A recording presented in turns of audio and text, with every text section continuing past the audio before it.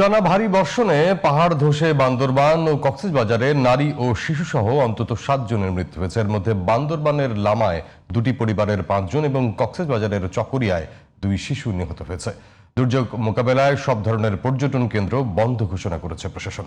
বান্দরবান প্রতিনিধি মোহাম্মদ ইসহাক ও কক্সবাজার প্রতিনিধি ওমর ফারুক হিরুর রিপোর্ট জানাচ্ছে SKN রেশমা। কেসারেন শেকড় থেকে শিখরে।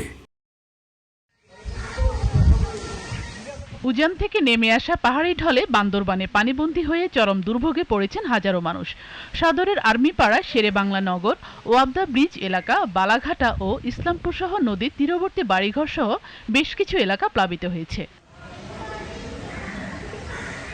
লামা উপজেলার আজিজনগর মিশনপাড়া এলাকায় পাহাড় ধসের ঘটনা ঘটে।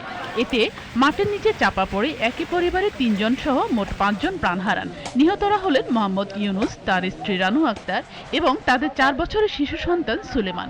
অপর পাহাড় ধসের ঘটনায় নিহত হন জুয়েল ও তার স্ত্রী কুলসুম আক্তার। রাতে ঘুমাইতে পারি না, তখন যে পাহাড় ধসে পড়ে যায়। পাহাড় ধসের কারণে বিল্ডিং এর ওয়াল ভেঙে বিল্ডিং এর চাপার তলে নিচে পড়ে যায়। পরবর্তীতে দেখি স্বামী স্ত্রী দুজনেরই আমরা মৃতদেহ উদ্ধার করি।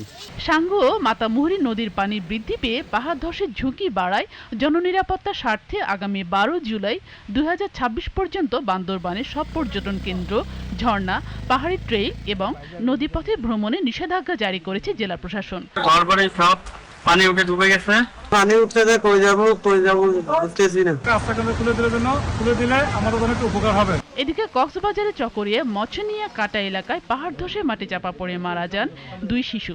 চকরিয়ার উপজেলা নির্বাহী কর্মকর্তা শাহিন দেলোয়ার জানান, এ নিয়ে কয়েকদিনে কক্সবাজার জেলায় পাহাড় ধসে মোট 20 জনের মৃত্যু হলো, যাদের মধ্যে একটি বড় অংশ রোহিঙ্গা নাগরিক।